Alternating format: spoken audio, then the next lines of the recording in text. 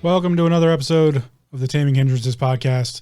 My name's Phil. I'm the host and creator of the podcast, and I'm thinking I need to come up with a new intro and a new start to the podcast episodes because that might be getting a little old. Anyway, moving on.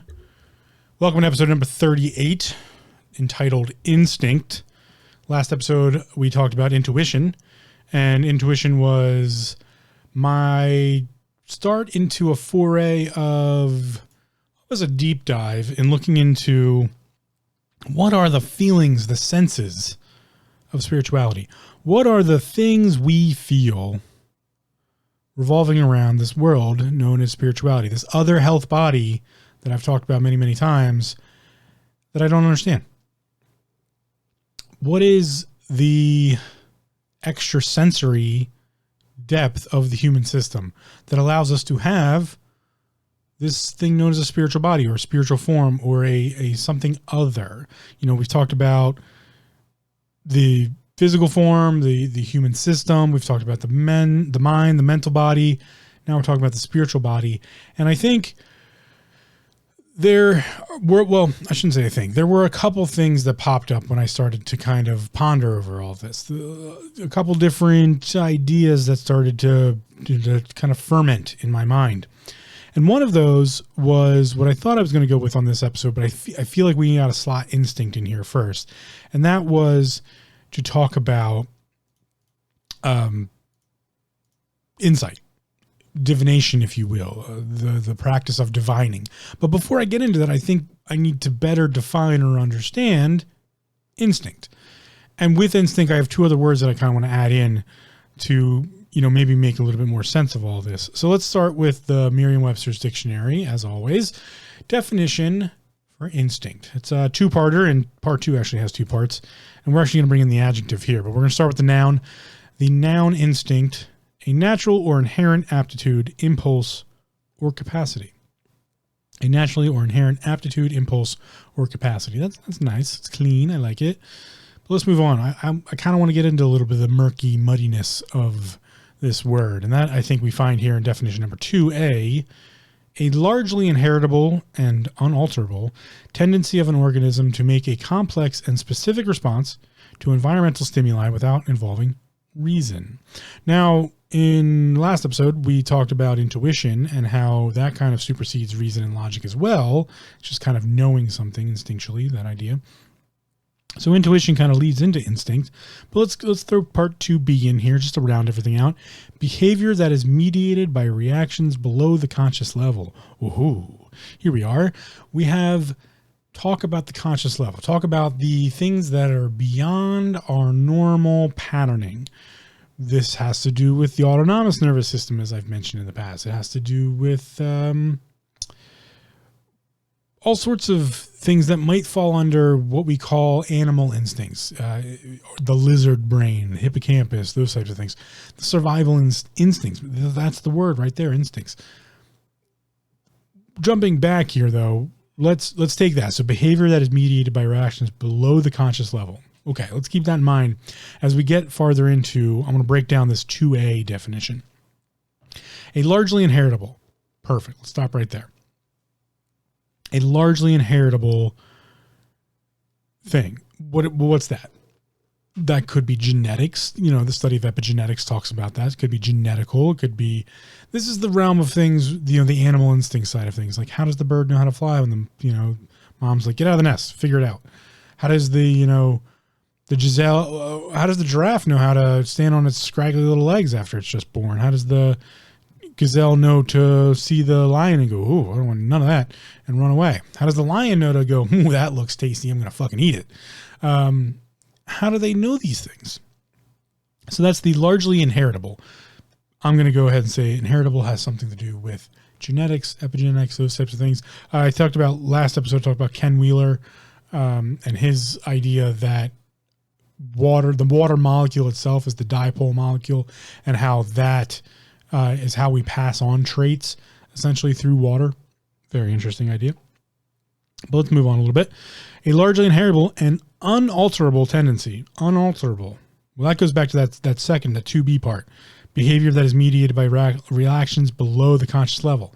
Below the conscious level is almost nearly impossible for us to alter. Hypnosis likes to try to deal in that realm of things. That only works on certain people. It doesn't work on everybody. There's not much. There's not much that works on the below conscious level, the subconscious. This is the realm of possibly dreams and those types of things. It's the unalterable part of the body where your animal instincts, your survival instincts is a better understanding of it. That lizard brain, or the unconscious level of the nervous system. So the parasympathetic and sympathetic nervous system, the things keeping you alive.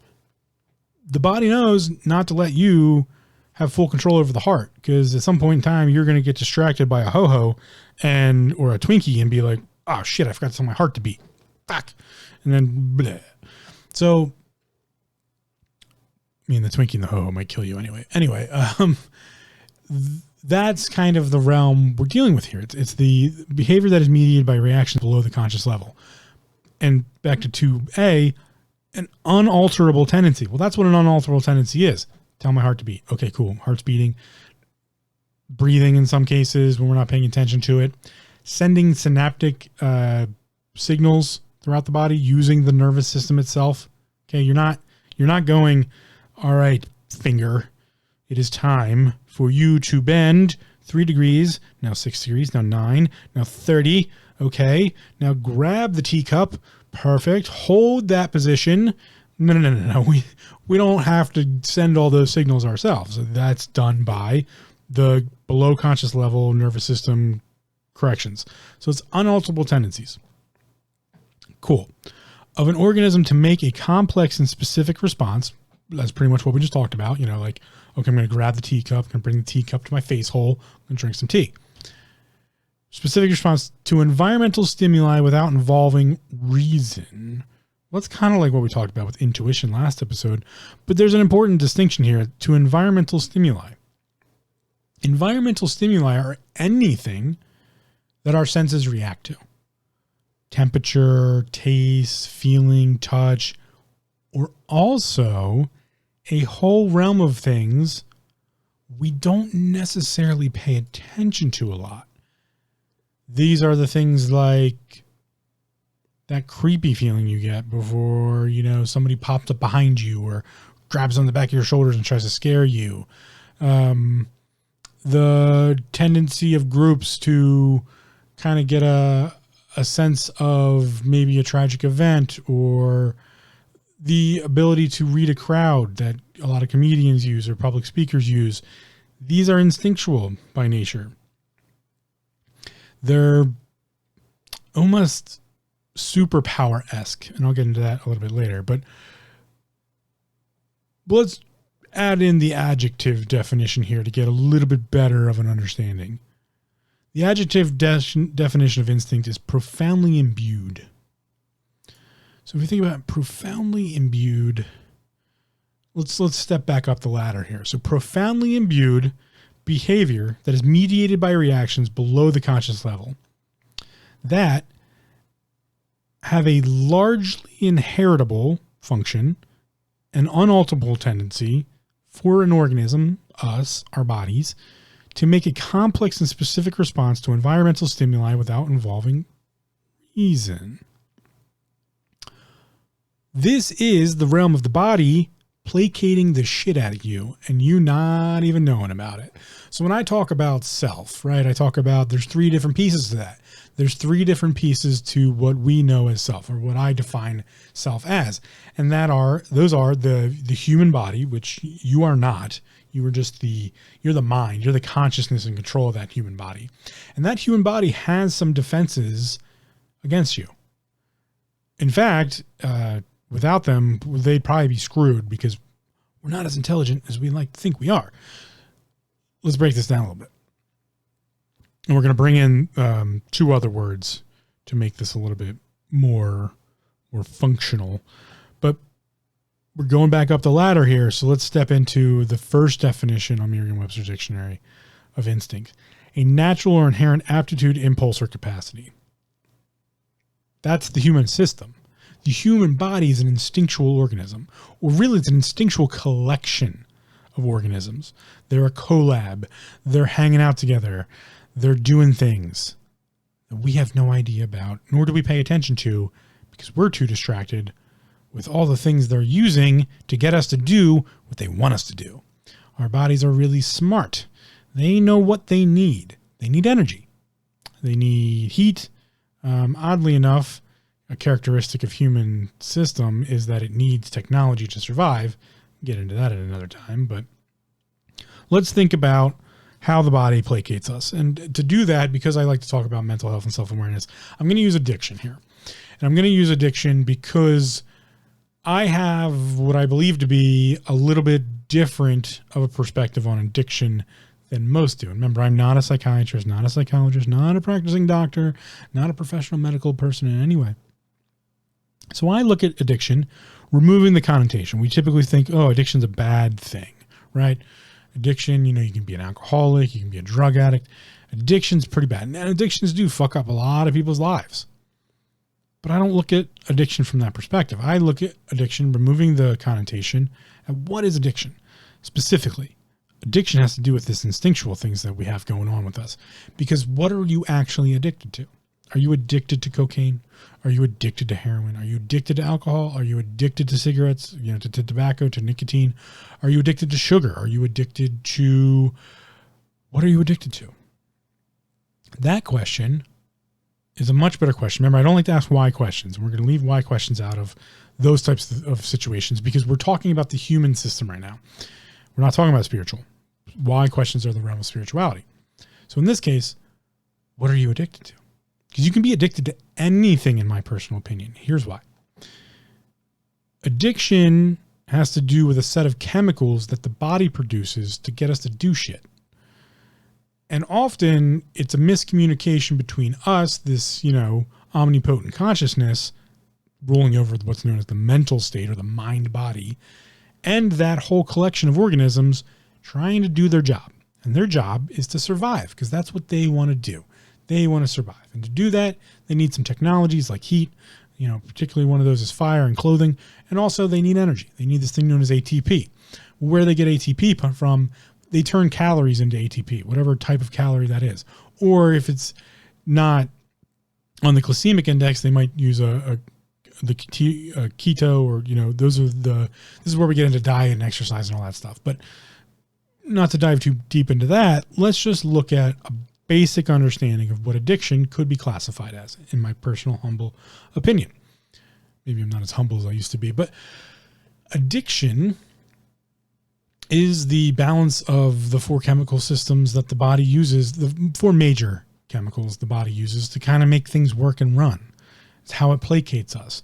Addiction is the realm of dopamine.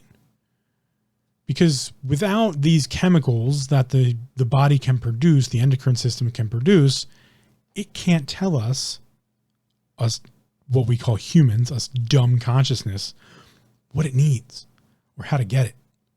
It has to train us to do that. This is the realm of instincts. This is how the lion knows, ooh, tasty gazelle, I want to eat it. But first I have to learn how to hunt it. And then I have to, so I got to learn how to run. I got to learn how to, and all of these things. Well, how does the body do that to us humans? Well, we get hungry, right? So we need to eat. But when I talk about hunger, we as adults, if you're, I think most people who listen to this are adults or, young youth. If that's the case, I apologize. I curse a little bit too much, but I'm sure it's nothing you haven't heard already. We understand hunger as I'm hungry. What does that really actually mean? It's a really weird thing to actually feel hunger because a lot of people haven't. Well, I shouldn't say that. A lot of people in the West haven't actually felt what hunger feels like. And to do this, I'm not a doctor, so be careful, consult whatever, you get it. I have personally fasted. And when you fast, you actually learn what hunger really feels like, what hunger pangs or pains really feel like. What it is to actually be hungry. There's in some cases, if it goes too long, there's a pain that comes along with it, but there's this empty feeling in the stomach. But before we knew what that actually equated to, there had to be a whole nother process in the evolutionary system of just growing up for us to learn, put food in face hole, idiot, or we're going to die. Because the organism, the body, is saying, I need ATP. I need to do functions. I need to live. Give me energy, you idiot. How does it do that originally? Originally, it gives you dopamine. Dopamine is that feel-good drug. Not quite oxytocin. Oxytocin is the love hormone, or the real affinity for things. Like, ooh, I really like this, or you're attracted to someone. That's the realm of oxytocin. Dopamine, on the other hand, is the addiction drug. It's what we're actually, as humans, addicted to. Because every time we do something that the system likes or wants to use, we get dopamine. Now, there are chemical drugs out there that trick that system. You have to be careful about that. That's the realm of hard drugs. That's what they're doing. Hard drugs trick your system into producing more dopamine. Typically, depending on if it's an upper or a downer, it's followed by a crash. And that crash is the body trying to tell you, hey, asshole, you're not supposed to do that. Bad idea. You tricked me. I don't like it. Stop doing that. But we don't pay attention to that. We just pay attention to that dopamine thing because we really like dopamine. We love us some dopamine. Dopamine is that feeling you get when that first tasty bite of that juicy burger meets your lips, and you get those sensations on the 5 different areas of your tongue. And you're like, oh, that's that umami, or that sweetness, or that, we get all those flavors. We like eating. Eating gives us dopamine. So does all sorts of other things. Hugging someone will give you dopamine. There's all of these different things we get dopamine from, that the reality of the situation is we're addicted to dopamine. That's the true understanding of addiction, in my personal opinion, is that we're addicted to dopamine from the onset. Because dopamine is what the body uses to tell us, stupid humans, us stupid consciousnesses, that we need to feed it. Because the first time you get a little bit of that calorie taste in your body, you get some dopamine. And it happens every time from there on out. Every time you give your body something calorie dense or calorie rich or very nutritious, we get dopamine. This is actually, in fact, how someone who's stranded on a raft out in the ocean will manage to acquire a taste, even if they didn't have it before, for raw fish, because you can't cook something in a life raft. But specifically, squeamish noticed up front here, plug your ears if you don't like squeamish things, they will acquire a taste for the eyes of a fish, because that's where the beta carotene, the high density of nutrients are in the eyes of fishes, because they need those things. That's how they, most fish who have their eyes on the sides, looking for predators, that type of stuff, they put a lot of nutrients into their eyes. And that will keep you alive if you're out on the open seas, stuck in a life raft. If you throw away those eyes, you're throwing away delicious pieces. So you can actually develop a taste for that. This is instinctual, because what your body does is goes, oh, you just ate that eyeball? There's so much goodness in this. Here's some extra dopamine. Do that again, please. That's going to keep us alive. And it's been doing this kind of shit to you your entire life. You just don't know about it. Because there's 3 other drugs that go with the whole major mixture. So you have dopamine, which that's the feel good, do more of that. That's great. Then there's serotonin, which is the mood stabilizer. It's the, I'm feeling nice. I'm feeling just chilling. And there's cortisol. Cortisol is the stress hormone, the oh no. And then we have norepinephrine, or the precursor to epinephrine, which is commonly referred to as adrenaline. Those are kind of the 4 big mixture items. So the body knows instinctually to start using those to tell us, stupid consciousnesses, what it needs us to do to survive. Specifically, get calories, stay warm, those types of things. That is instinctual on the physical form side of the human system, the body itself. So the body has a natural or inherent aptitude, impulse, or capacity. That's its ability to use chemicals through the endocrine system to tell us what it needs to survive. So this whole thing of addiction is really you're just addicted to dopamine. That's it. If you want to just base level the whole thing, no matter what your addiction is, and almost everybody has an addiction, you're addicted to dopamine. Some people get it from working out, get that dopamine rush. And then also with working out, because it's kind of good for you, you also get a serotonin increase as well. So instead of getting the crash, you get high dopamine levels and you get a crash, you get a little raise in serotonin, which keeps that crash from being too much of a downer.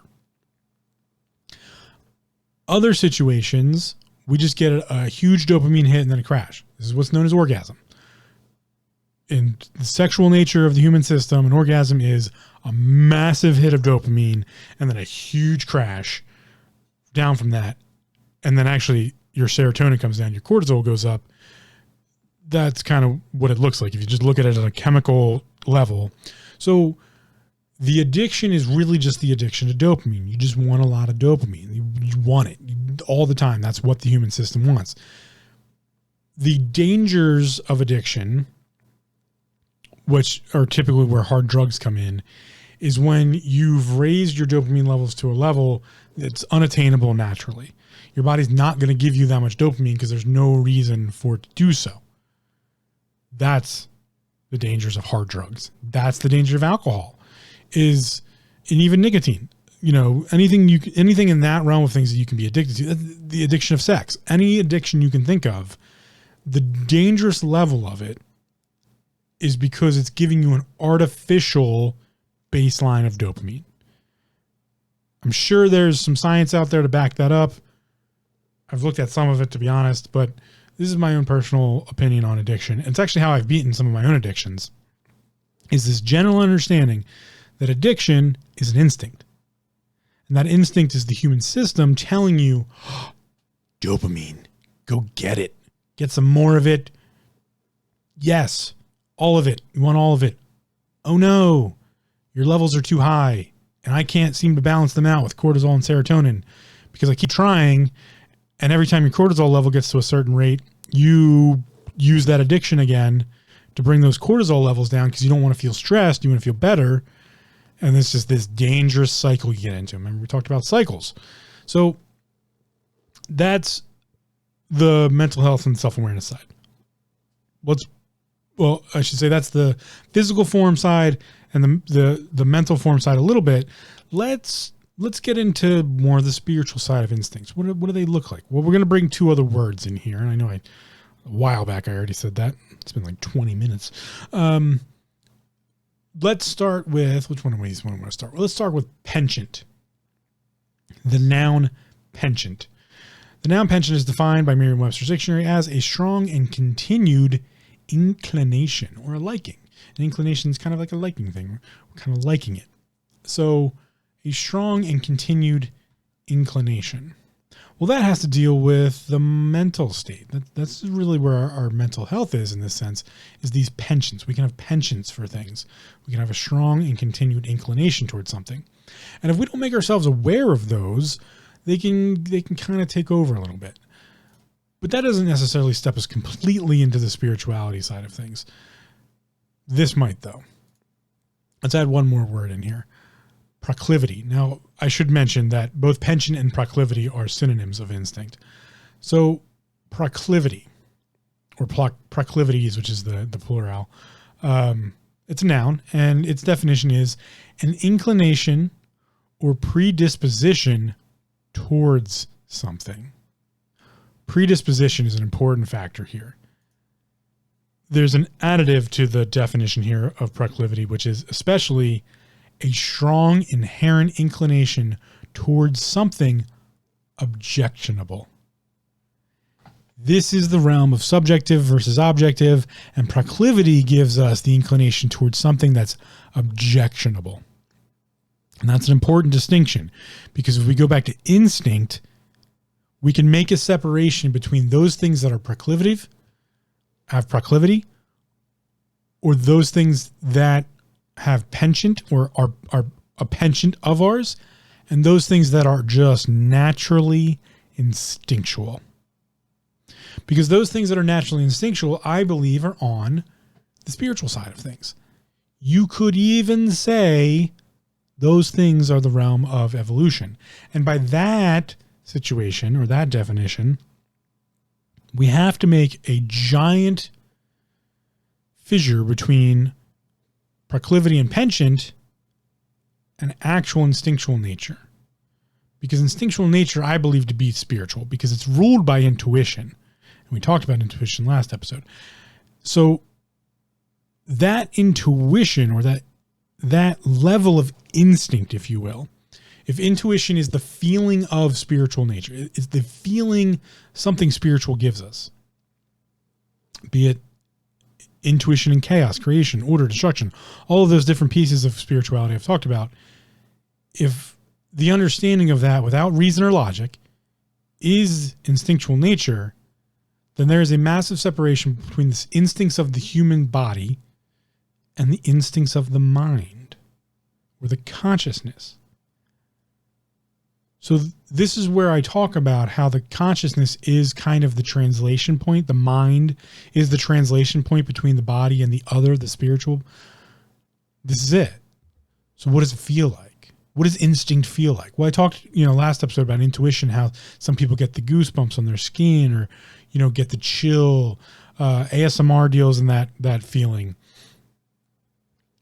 I also think it has something to do with what I like to call everyday superpowers. And there's not always a feeling behind them. I think there's a comfort behind them. I think there is, and this may be, I don't even know, but this may be, I'm spitballing just a little bit here. This may be where habitual nature turns into dangerous addiction.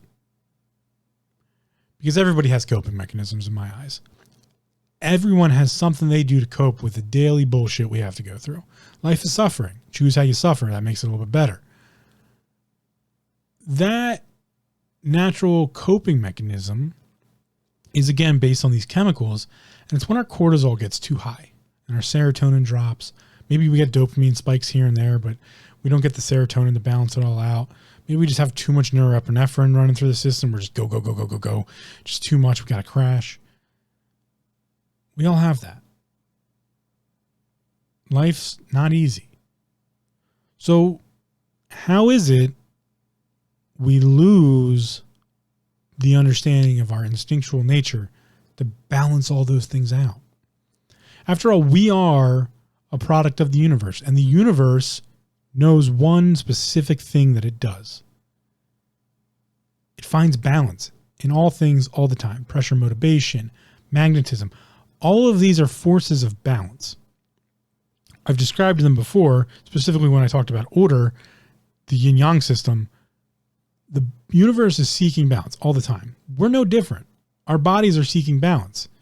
We're trying to balance out our chemical situation. We're trying to balance out our necessity for caloric intake and also caloric use, because that's what caloric intake does. We need to take in so many calories because we're going to use so many calories. Calories in, calories out. A deficit equals weight loss, just so you know. That's that simple. I know it's not actually that simple, but on paper, that's what it looks like. So going back to penchant and proclivity, to give us, again, just give us this fissure separation. Penchant, a strong and continued inclination. Proclivity, an inclination or predisposition towards something, especially a strong inherent inclination towards something objectionable. Okay. Subjectivity versus objectivity. I talk about it a lot. At some point, I'll probably have to do a full episode on the whole thing. But the realm of the mind is where that differentiation happens. And going back to what I said just a couple minutes ago about how the mind is this translation point. So the instinctual nature of the human system is survive. The human body, it's its own thing. It's like a coral reef, a bunch of organisms, cells, all this stuff trying to do its own thing. We're in charge of it. We're its God. We're its omnipotent entity that rules over it. We're consciousness trapped in this mind thing, trapped in this human meat body thing. And we also have instincts. Where do they come from? But better yet, let's ask, what are they?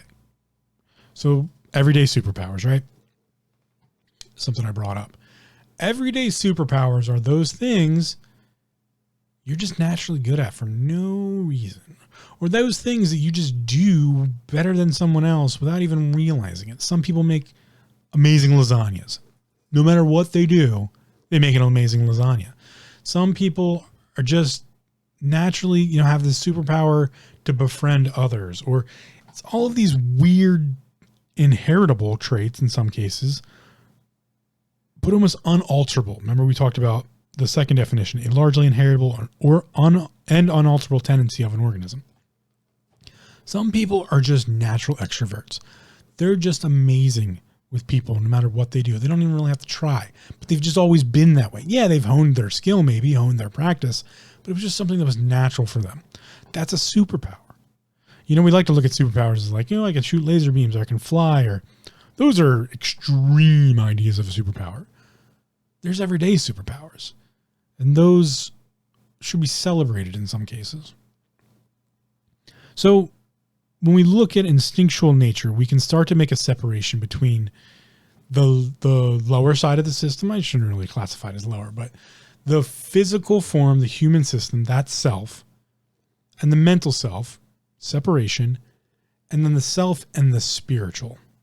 Because as a consciousness, we have a whole skill set of instinctual, natural abilities we never ever look at, use, or even delve into. That's the realm of intuition. It's also the realm of, what my next episode will be about, which is the whole realm of insight, divination. And that too has an instinctual side to it. This is when, I don't even know how to really describe that idea yet. I'm still working on this one, but let me try to hash it out here. When we talk about instinct, we get into talking about individuals who have other senses, extrasensory, if you will.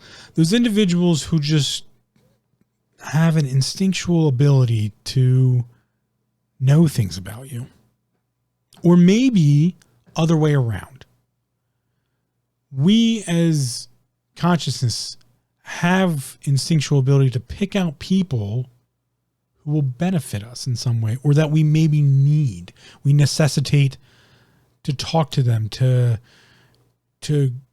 get them to give us insight or, wisdom. This is, in some cases, I think people have instinctual feeling towards or gravitation towards elder individuals for wisdom, or younger individuals for fun, the idea of virality. We have instinctual nature towards our preferences, to be completely honest. Most of those though are on a physical sense, a physical nature. You can look at the opposite sex and pick out attractive qualities, or you can look at, I shouldn't say opposite, you can look at another individual and pick out attractive qualities. But those attractive qualities equate to something. That's the objectionable side of it. That's the penchant and proclivity side of things. Let's table all those for now and look at the instinctual side of the mind to inherently look for things that fulfill you spiritually, or give an untangible, unobjectionable, more subjective feeling. That's a feeling of spirituality. That is a feeling of the spiritual body fulfilling itself, getting what it really wants. In some cases, this is ruled by morals and ethics, and in other cases, it's more ruled by silence for some. This is kind of the realm of extroverts versus introverts, or ambiverts. It's kind of the realm of, the reclusive individuals, such as myself, who prefer to spend time alone or not around a lot of people, that get a great sense of comfort from not having to deal with the hustle and bustle. But I know there's complete opposite people that really do feed off of that. So this is the instinctual nature of that, to seek out those things. What we need to do from a self-awareness perspective is start to understand that interplay, start to understand the interplay between the instinctual side of our spiritual fulfillment. And I believe insight, which I'm going to talk about again next episode, has something to do with that, but so did intuition, which I talked about last episode. To intuitively know something is to have an instinct towards it. But the intuitive side is more on the spiritual side of things. You can instinctually know you need to shove calories in your face hole to survive, but you might not instinctually notice your gravitation towards the library or the more well-read individuals who use a specific type of vocabulary, or maybe the more boisterous, fun, quote unquote, individuals who are, again, boisterous and out there, and, or the football field or the sports arena. Those types of things, those are an instinctual part of us. But the realm of spirituality as a translation from the spiritual to the mental. We have a tendency to really only look at one side, I think. Not everyone, but a lot of people, I think, do what I do. We look at the reason and logic and the translation between the physical body and the mental body. And that's ruled by those chemicals. It's ruled by dopamine, serotonin, cortisol, norepinephrine, oxytocin in some cases. There's other ones, but it's ruled by that patterning of the human system telling us, stupid consciousnesses, hey, this is what you're doing to yourself, so you got to keep it up. You got to keep doing it. Or you're not going to be anywhere near feeling good. You're going to feel like shit because you did that to yourself. You idiot. Stop doing it. But we don't pay attention to the other side of that. We don't pay attention to I should stop doing that because I feel like crap after I do it. No. We only pay attention to I want to feel good. We only want to pay attention to that side, the dopamine side. In my mind, dopamine is this very illustrious, I don't even know, very illustrious, not devil or demon type of, but very like deal maker, like a gambler type of, that's dopamine. It's like, want some more, here you go. What do you want to give me for it? Because it's constantly making these deals. So that avenue of the differentiation between instincts when it comes to the translation between the mental consciousness, the mental body, and the physical body, that's the realm of self-awareness and mental health in one side. But the mind is the translation point. So what does it look like on the other side? Well, I don't quite know that. And that's really what I'm doing these episodes about, to really kind of better understand.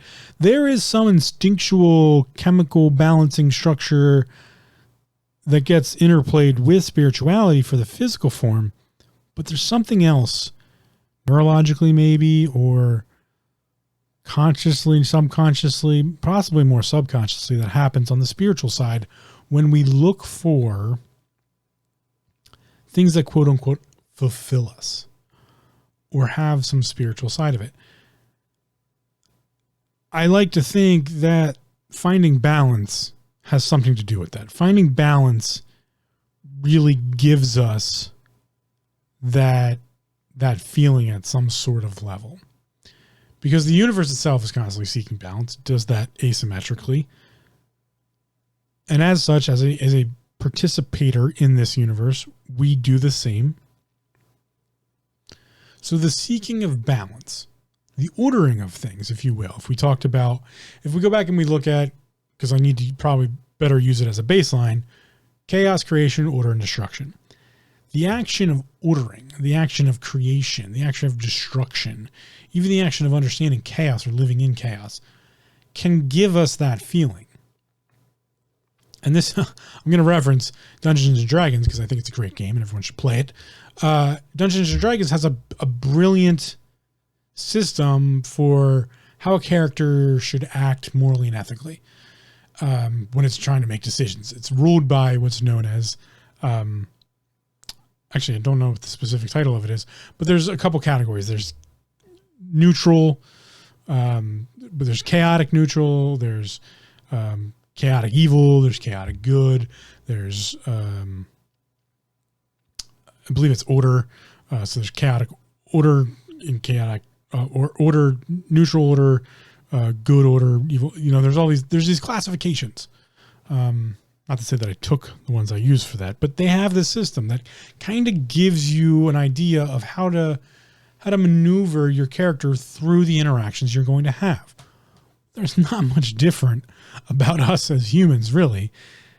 We have a penchant and proclivity towards chaos or creation or order or destruction.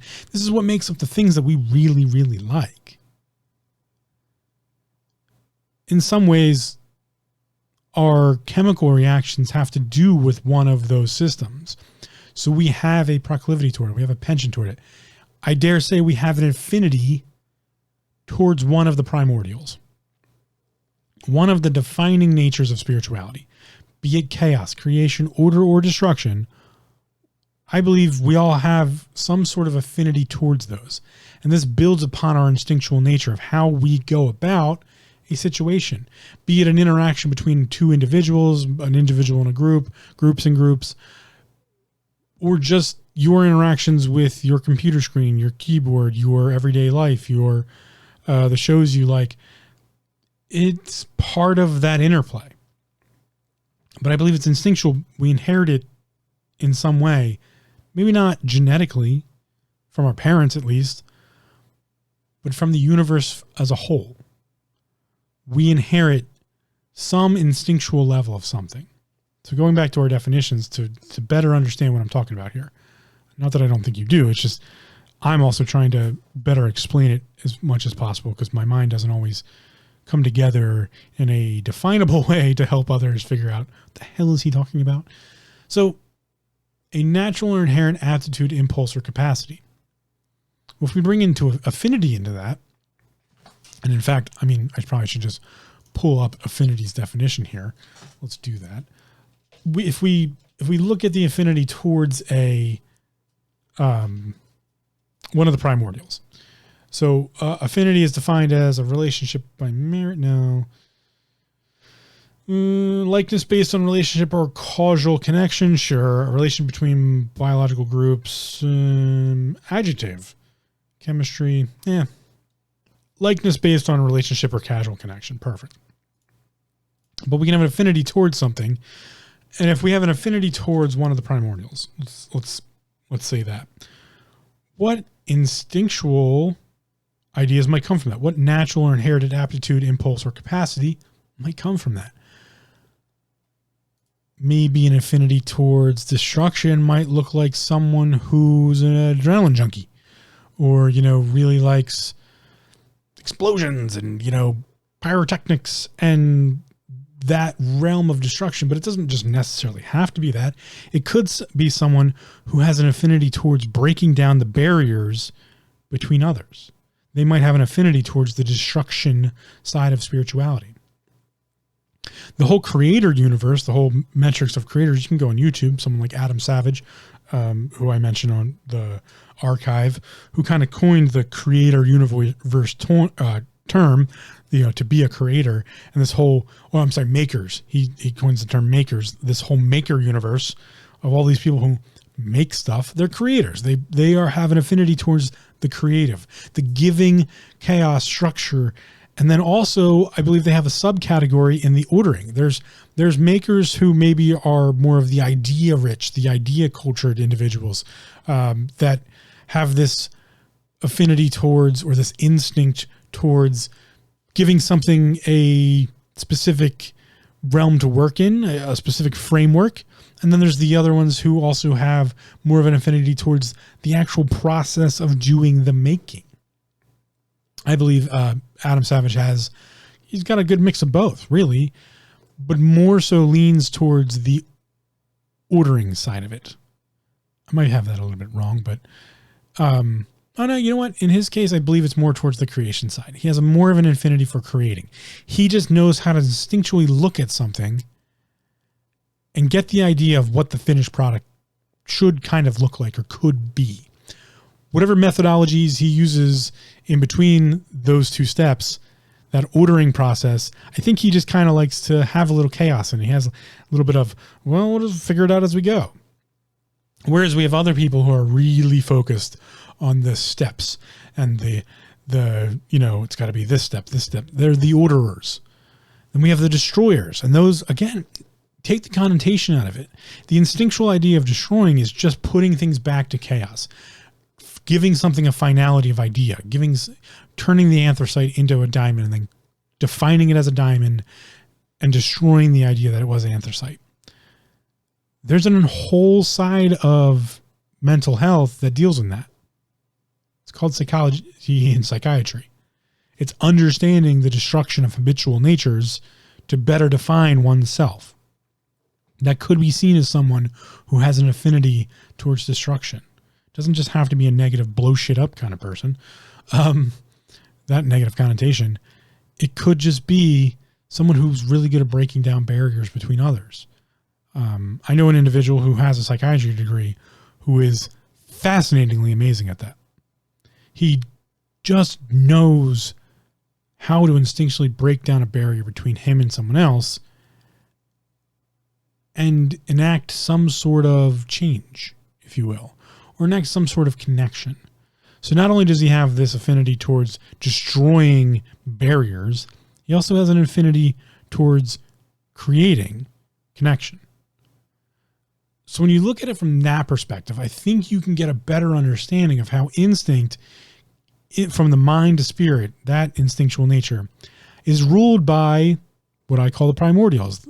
And they give us the possibility for subcategories, but they give us an affinity nature. So next episode, when I talk about, I'm blanking here, sorry. When I talk about insight and divination, I'll better go into that a little bit more, or at least that'll be kind of a starting point. But looking at it from the instinctual side of things, let's do what I usually do. Let's start asking some questions, right? To better understand it. Let's look at the whole topic from a broad perspective.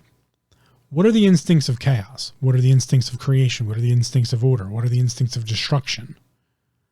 What do they instinctually look like? What are definitions? A natural, inherent aptitude, impulse, or capacity of destruction.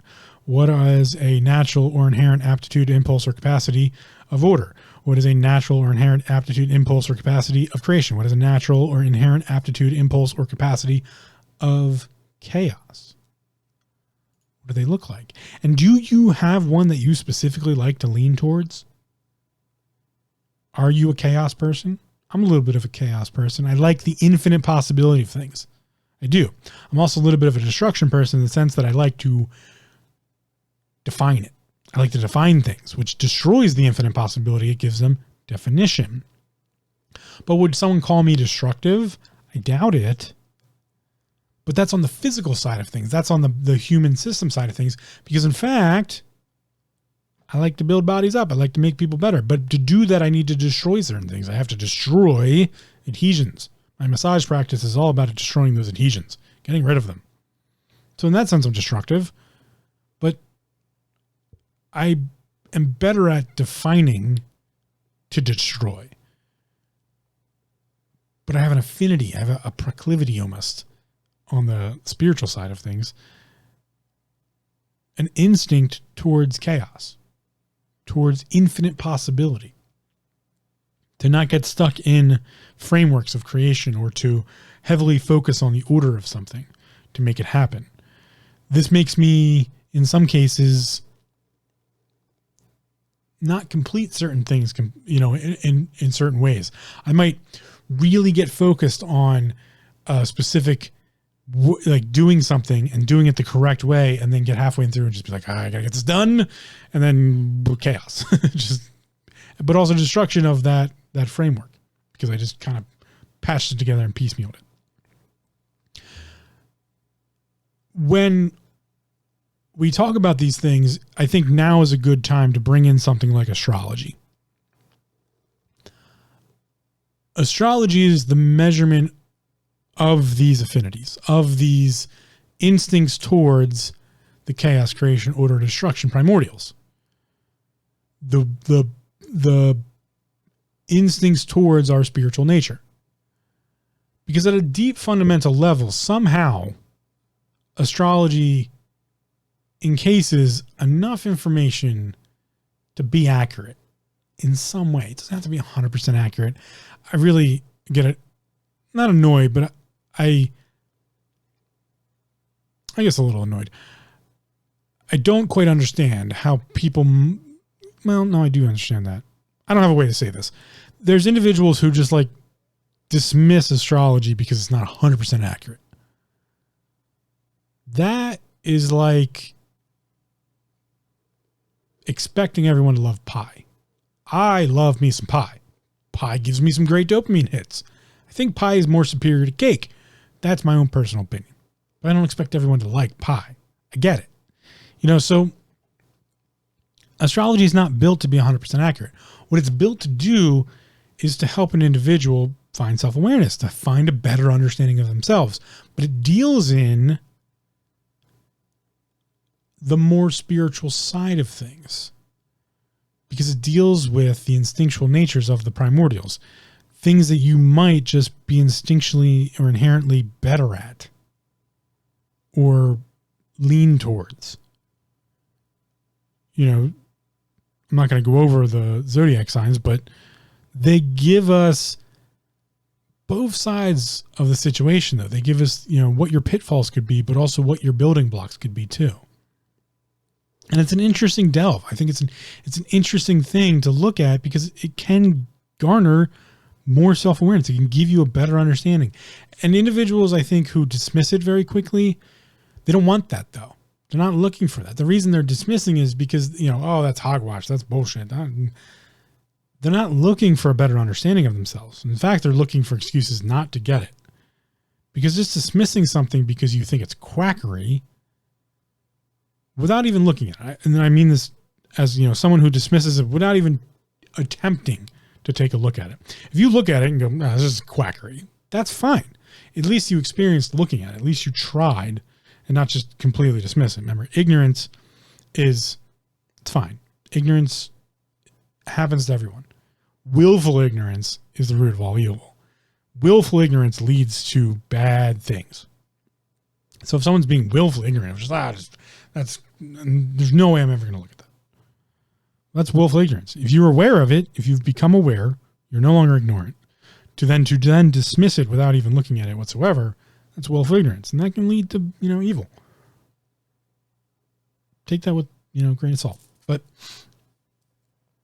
when it comes to this instinctual nature of how we use the primordials, astrology definitely looks at that. And that's why I want to get into, in the next episode, we'll get into divination and those types of things. But there's astrology. Actually, why I'm thinking of it, on taminghindrances.com at the archive, I have some links, I believe, to two astrology things. But one of those is primordial astrology. And it's this individual who put together a different take, if you will. And I find it to be fascinating, the level of detail that goes into it. But it's a combination of it's called primal astrology. Not primordial, primal astrology.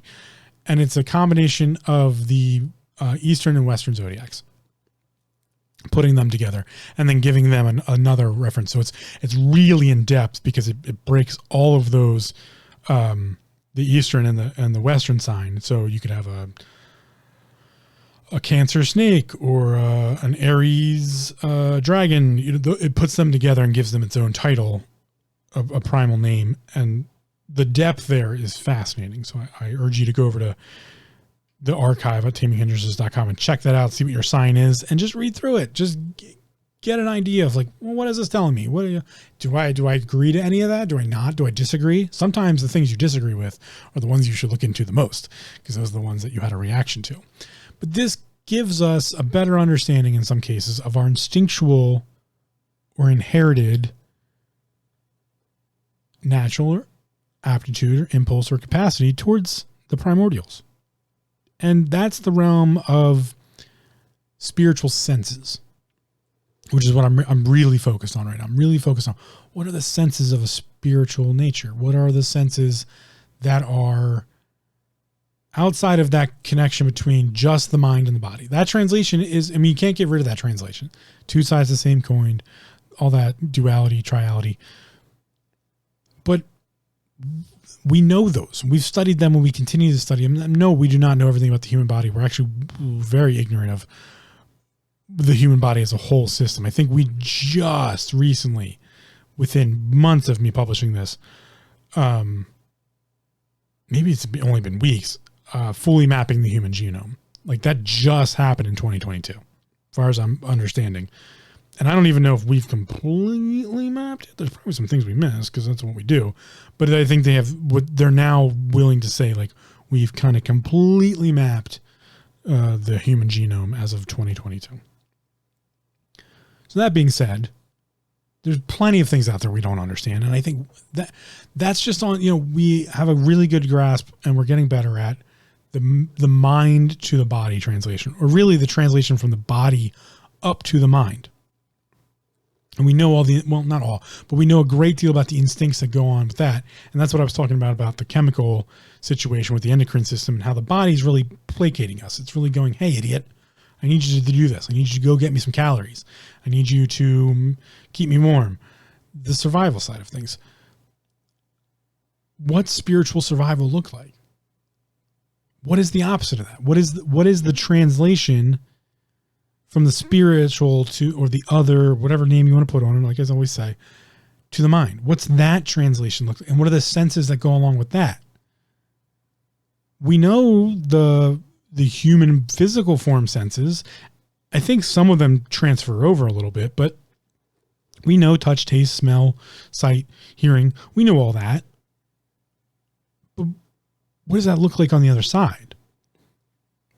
Instincts has to do with something with this, because we use the instincts of the definition structure of the cycles of, oh, I hear a car coming. I should not cross the street. That's an instinctual thing we do.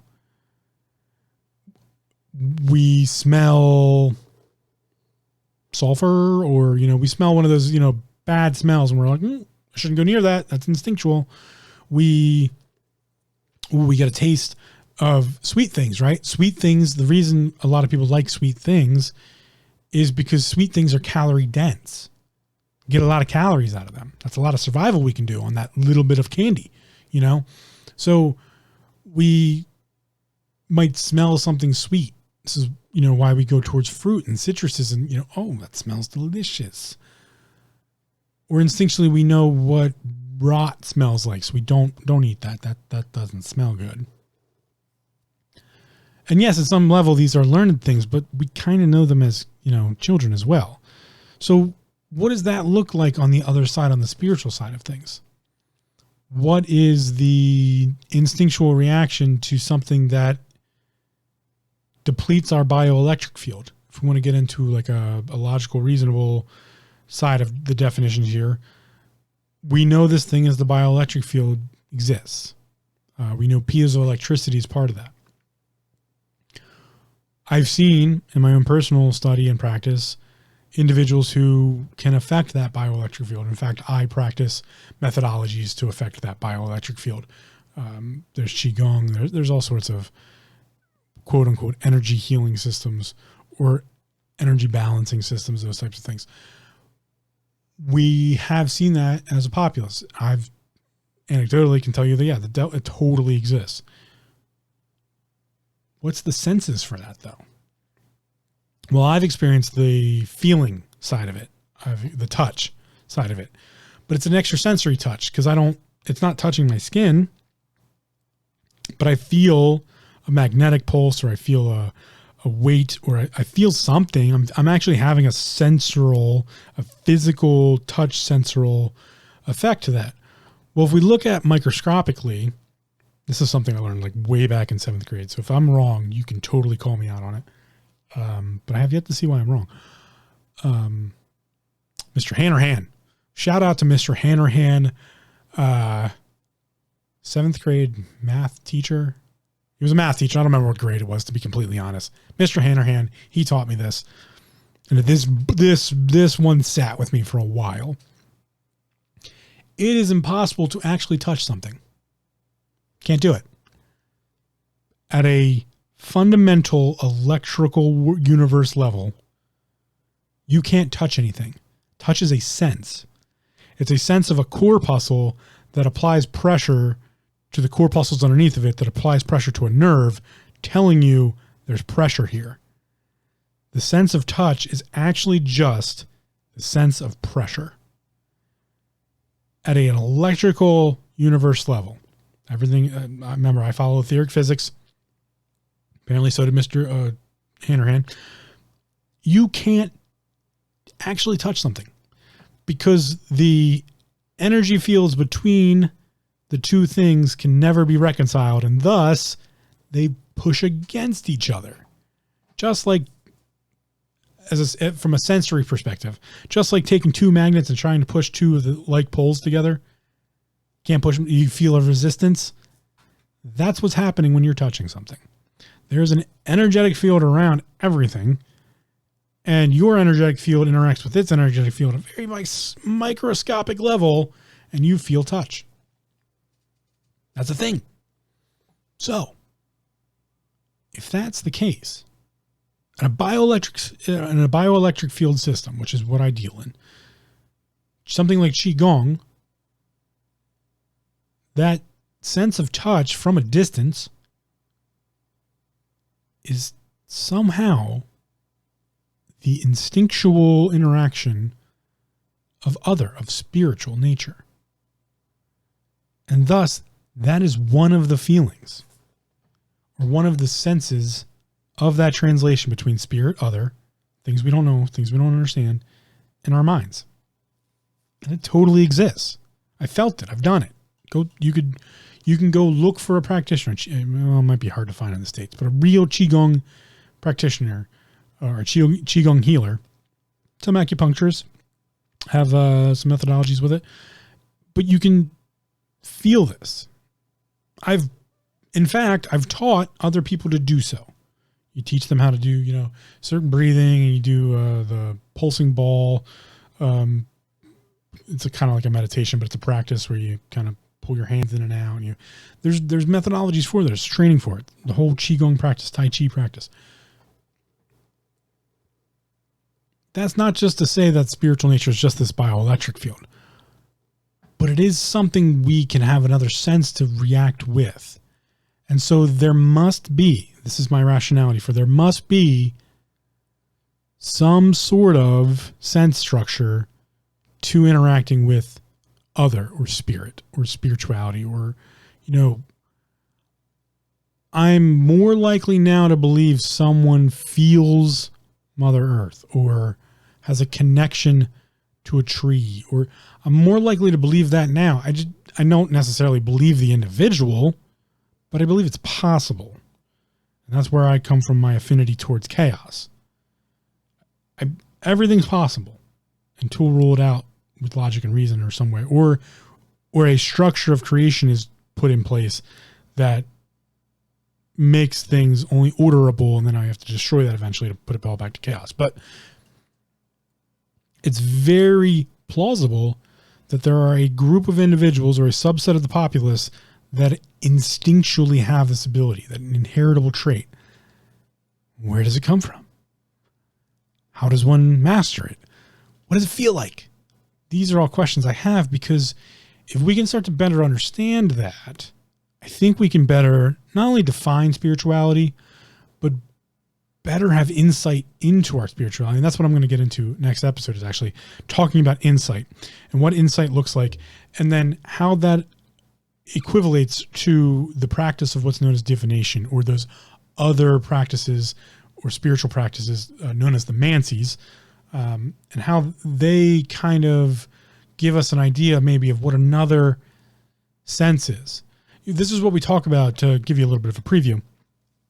This is what's talked about when people talk about the third eye, or looking at with one's mind, the mind's eye. It's in some cases, and I'm going to spoil a little bit of it here. What is imagination? How does imagination work? Is imagination not the practice of some sense or a simulation of senses involving the realm of spirituality? Are our dreams not spiritual by nature? Are they not simulating the practice of the physical, what we know, what we experience?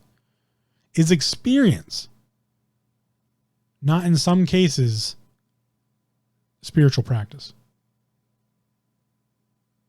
That goes back to, other episodes and how that can all be defined through intention and those types of things. But specifically, again, next episode, I'm going to talk about insight and divination. But along with that, I'm going to speak about imagination and how imagination is maybe a way we can look at spiritual senses or better delve into them, because I've already been talking about them. But dream states, imagination, all of these things that we tell children to stop fucking doing, or in some way we destroy that idea, or we make fun of the creatives out there, the art people out there for doing it, get a real job, blah, blah, that kind of stuff. And yes, and to some degree, I do kind of agree with that whole, if you can practice your art and make money, go for it. That's awesome. But as I'm always seeking balance, I think others should too.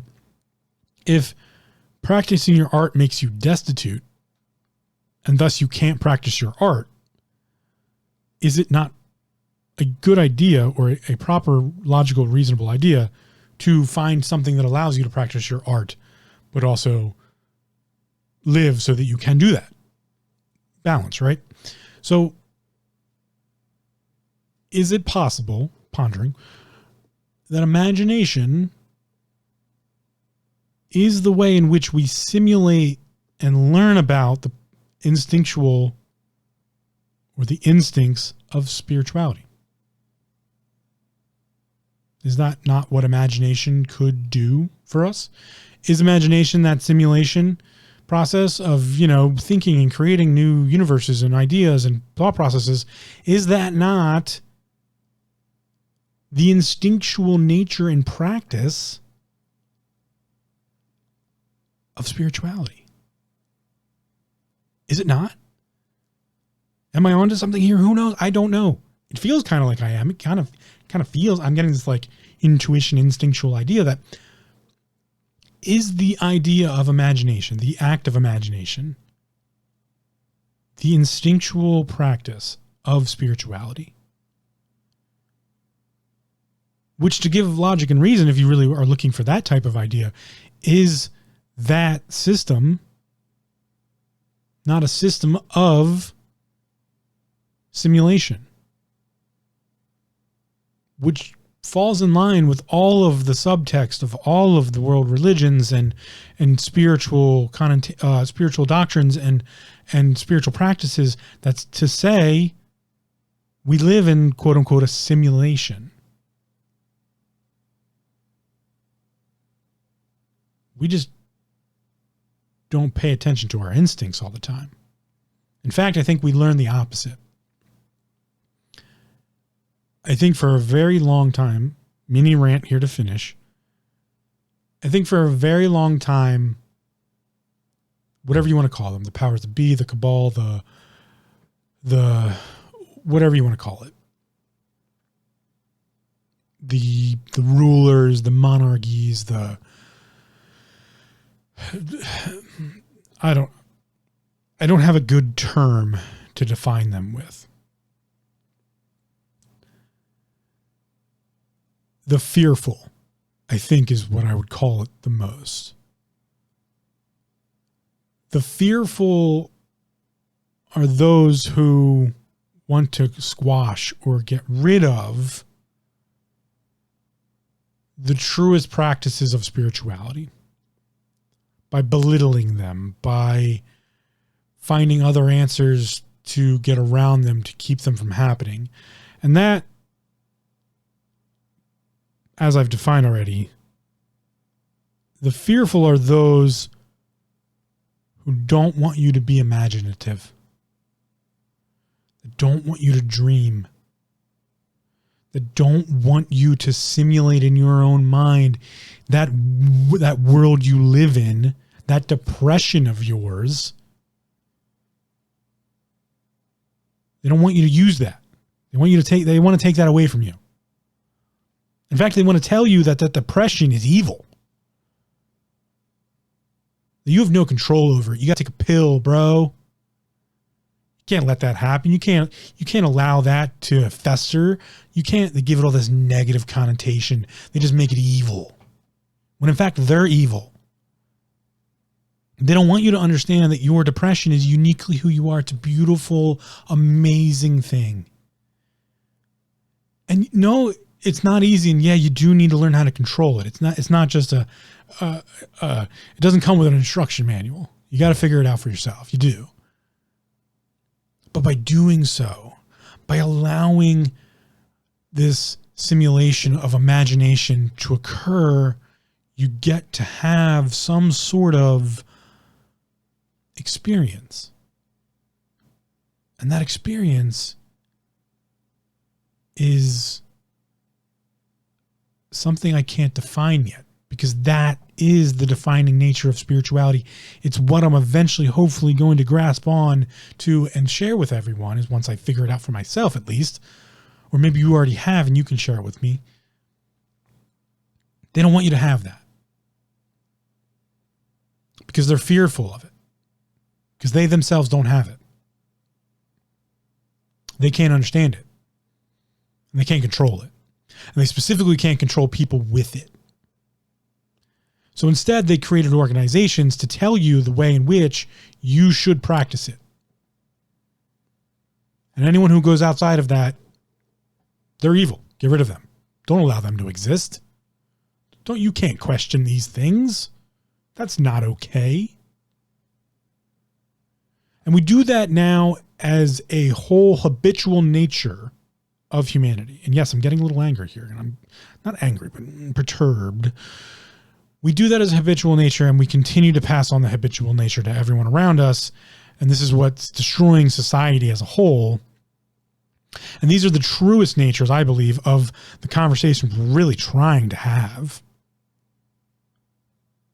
To step completely out of my lane, to step completely out of maybe where I'm allowed to talk about. Let's pick a specific person and use them as an example. Because I do truly feel for someone who's in this position. Let's pick someone who believes that person to believe themselves to be in a minority, that believes that minority to be disassociated from society, but that person doesn't attach themselves to the general practices of what that's defined by society. I'm not going to put any names, or I'm not going to give any contextual nature to it, because I just want it to be that idea. I like to just take the connotation out of it. And if I name something or give it some sort of structure, if I create something, it'll add connotation. So instead, I like to live in the world of chaos. So I'm just going to give you that chaotic idea. It's kind of like putting a chaos cupcake on the counter and letting you eat it. I like to do that a lot. An individual whose instincts put them in a group of individuals who they believe to be disassociated to society, to be a minority, but they themselves don't instinctually or habitually or have proclivity or presence towards what that definition is. And in fact, that individual finds many or even just some connections to a different minority, a different subtext, subcategory, fill in the fucking blank here. But they feel like they can't be involved with that because they would lose any connection to an identity that they could have connection to. So they're stuck. What does that sound like to you? To me, it sounds like everything we've done to society to make you, the individual listening to this right now, to make you feel like you're all alone. I'm here to tell you that's not true. It's just not true. It's just not fucking true. Because someone else was fearful of what you're capable of. They didn't just put you in a box. They fucking made a bajillion boxes. And then put that box in another box, and another box, and another box, and another box, and just hid everyone from everyone else. Or made it evil not to fit into their standards. Oh, that's not okay. This is part of why I do not agree with organized religions. But I've said many times that your faith, your belief structures, they're fine. As long as they don't hurt someone else, they're fine. They're yours. They get to be yours. You can't let someone else tell you what that is. But to take that out of religion, let's just leave religion out of it. Let's just look at it from a spiritual nature. Your depression is uniquely who you are. And in fact, it's made up of all these instincts you have, these intuitions you have, the insights that we're going to talk about next episode, all of those things you have. Your expression of it is your imagination, your ability to imagine something. And that doesn't have to be colors and rainbows and crazy characters and all sorts of otherworldly things and aliens and spaceships and other universes. It can simply be the simulation, the imagination of rational thought and reason and logic. Those are okay too. That's imagination. To simulate something in the mind space, in the space where we live, our consciousness. That's imagination. So the fearful would prefer you not to have any imagination whatsoever. With that information, I'd like you to look at and use your instincts when you do, your experiences in your life and how your imagination could have been stripped from you. And then I'd like you to think about your instinctual nature so that you can get it back. Because I think they go together. Again, I'm going to get into that more in next episode. Teaser. But that's where I'm at right now. I'm going to keep moving forward with it, but that's where I'm at right now. Instinctually, I came to this conclusion. This was an instinct of mine to come into this imagination idea. So I think it is a sense or a sensory apparatus of spiritual nature. And I haven't quite defined what spiritual nature is yet. It's still other to me. It's still something else. Gods and deities and all that could be all wrapped up into it. I don't know. I don't make connotation. I'm not putting definitions on things yet. Eventually I'll figure out how, but I'm not there yet. But it's my instincts. My instincts tell me there is something else. We don't quite know what it is. We can figure it out because we're good at that kind of stuff. That's all I got for you on this one. Head over to the website, check out the archive. Specifically, do me a favor and go check out Primal Astrology. The general information is all free on the website. I believe it's primalastrology.com. You can just Google Primal Astrology. Not affiliated with them. Would love to be, but not affiliated with them in any way. The individual does have some readings on their website. I'm not quite sure. I haven't been there in a while. I'm not sure if they're still in business or not. I hope the website's still around, But yeah, check out Primal Astrology and read about yourself, read about your friends, your family. And, I think it's an interesting idea to jump into. And then from there, or, if you don't feel like doing that, please do look at your instinctual natures. What are your instincts telling you? What is that feeling you're getting? What's that gut feeling telling you? Specifically, when it comes to the world of imagination. And again, your imagination is part of your depression, which means it's uniquely yours. So it doesn't have to be imagining complete other universes and multiverses and timelines and all sorts of crazy science fiction stuff, or high fantasy, imagining yourself as a peasant in the 1700s, or in a fantasy realm of goblins and elves, and that's all fun and great. But if you're not that type of person, maybe it's the imagination of what your life would look like if you got some of the things you wanted, or, got more of the things you needed, or what a little bit of a happier you would look like, or a more content you. I like to be more content than happy. What a more content you looks like, imagining those things, and then maybe scribbling out some ideas on how to get where you are right now to that point, because your instincts can get you there. And that starts with imagination. We'll talk about that in the next episode. I appreciate you being here with me as always. Take care, and listen to the outro, because remember, breathing. Thanks for listening. Come check us out at taminghindrances.com for show notes, links, resources, and more.